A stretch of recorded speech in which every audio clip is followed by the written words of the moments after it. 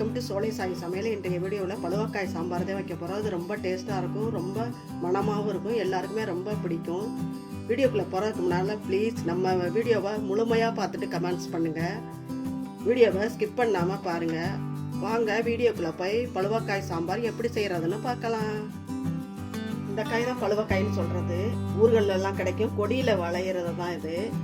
சென்னையிலனா உங்களுக்கு கோயம்பேடு மார்க்கெட்டில் கிடைக்கிது. இது கோவை பழமுதிர்லையும் கிடைக்கிது. இதில் விதை இருக்கும். இது வெண்டைக்காய் சாம்பார் மாதிரி வதக்கி வச்சு சாம்பார் வைக்கணும், இல்லை காரக்குழம்பு வைக்கலாம், மசாலா மாதிரி செய்யலாம். ரொம்ப நல்லா இருக்கும். நான் நறுக்கி காட்டுறேன் பாருங்க.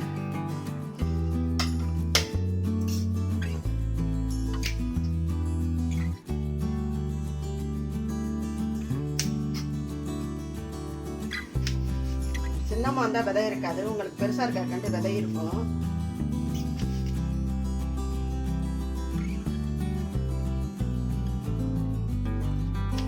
சாம்பாருக்கு இந்த மாதிரி கட் பண்ணிக்கலாம். இந்த விதையை எப்படி எடுத்துக்கலாம்.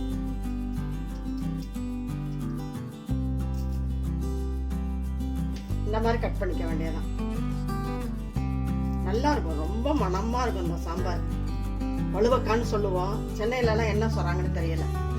தெரிஞ்சவங்க கமெண்ட்ஸ்ல சொல்லுங்க. கோயம்பேடு மார்க்கெட்ல இந்த காயெல்லாம் விற்கிது. ஒரு தடவை சாம்பார் வச்சு பார்த்துட்டீங்கன்னா அப்புறம் வாங்கிடுவீங்க.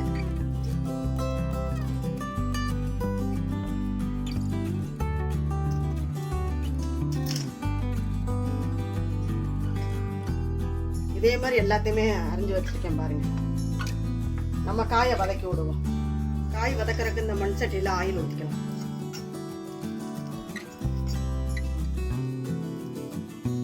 ரெண்டு பச்சை மிளகாய் அரிஞ்சு வச்சிருக்கிறேன், அதை போட்டு வதக்கிக்கலாம். நம்ம சாம்பார் வச்ச உடனே தாளிச்சுக்கலாம், லாஸ்ட்ல தாளிச்சுக்கலாம்.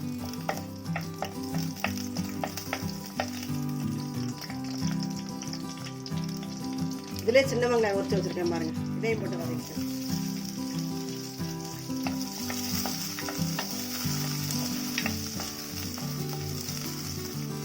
வெங்காயம் வதங்கும் போது சாம்பாருக்கு வேண்டிய உப்பு போட்டுக்கலாம்.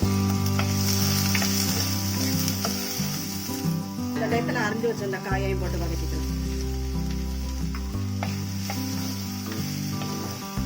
வதக்காமையும் வைக்கலாம், ஆனா வதக்கிட்டீங்கன்னா நல்லா வாசனையா இருக்கும், டேஸ்டா இருக்கும்.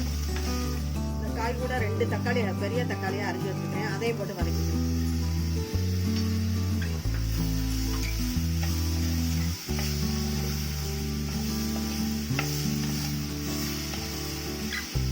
காயெல்லாம் நல்லா வதங்கிருச்சு. இந்த டயத்துல 2 டேபிள் ஸ்பூன் சாம்பார் தூள் எடுத்து வச்சிருக்கிறேன், அதை போட்டு வதக்கி.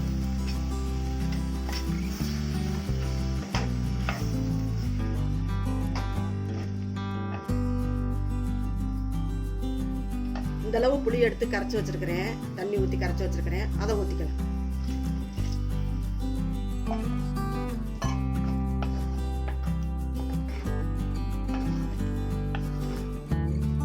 காய் வதங்கும் போதே நம்ம உப்பு போட்டோம், அதனால பத்தலாம் எல்லாத்தையும் போட்டுக்கணும். காய் வேக அப்படி மூடி வைப்போம். மூடி வச்சா சீக்கிரம் வெந்துடும். சாம்பார் காய் வெந்துருச்சான்றோம்.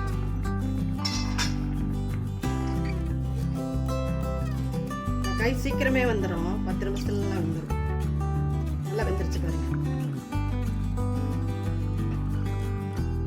ஒரு 50 கிராம் பருப்பு எடுத்து வெங்காயத்தூள் பூண்டெல்லாம் போட்டு வேக வச்சு எடுத்து வச்சிருக்கிறேன், அதான் இதில் ஊற்றிக்கலாம். பருப்புலேயே மஞ்சத்தூள் போட்டேன், அதனால தான் சாம்பார் போடலை, குழம்புக்கு போடலை. கொதிக்க விட்டு நம்ம தாளிச்சு கொட்டிக்கிறோம். சாம்பார் நல்லா கொதிக்குது, தாளிச்சுக்குவோம். தாளிக்கிறதுக்கு இந்த கடாயில் 2 ஸ்பூன் நல்லெண்ணெய் ஊற்றிக்கலாம்.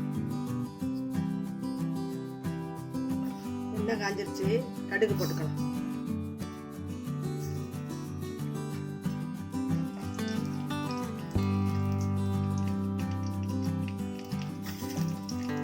இதிலே வெந்தயம் போட்டுக்கலாம்,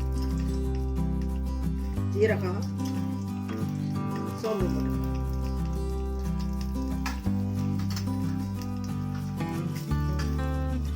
ஒரு மிளகா போட்டுக்கலாம். அடுத்து நல்லா பொரிஞ்சிருச்சு. இப்போ வெங்காயத்தை போட்டுக்கலாம். லாஸ்ட்டில் கொஞ்சம் வெங்காயம் தாளித்து போட்டிங்கன்னா நல்லாயிருக்கும், நல்லா வாசனையாக இருக்கும்.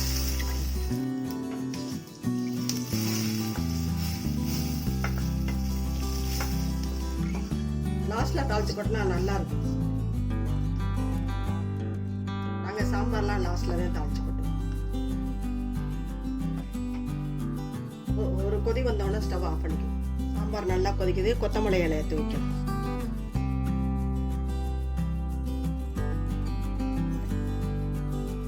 ஸ்டவ்வை ஆஃப் பண்ணிக்கும். நம்மளோட பழுவக்காய் சாம்பார் சூப்பராக ரெடி ஆயிடுச்சு பாருங்க. பார்க்கும்போதே நல்லா இருக்கு பாருங்க. இதே மாதிரி அரிதாக கிடைக்கக்கூடிய பழுவக்காய் சாம்பாரை நீங்களும் செஞ்சு பாருங்க. எப்படி இருந்துச்சு உங்கள் கருத்துக்களை கமெண்ட்ஸில் சொல்லுங்கள். இந்த வீடியோ பிடிச்சிருந்தா லைக் பண்ணுங்கள், ஷேர் பண்ணுங்கள், நம்ம சேனலுக்கு மறக்காமல் சப்ஸ்கிரைப் பண்ணுங்கள். நன்றி, வணக்கம். அடுத்த வீடியோவில் பார்க்கலாம்.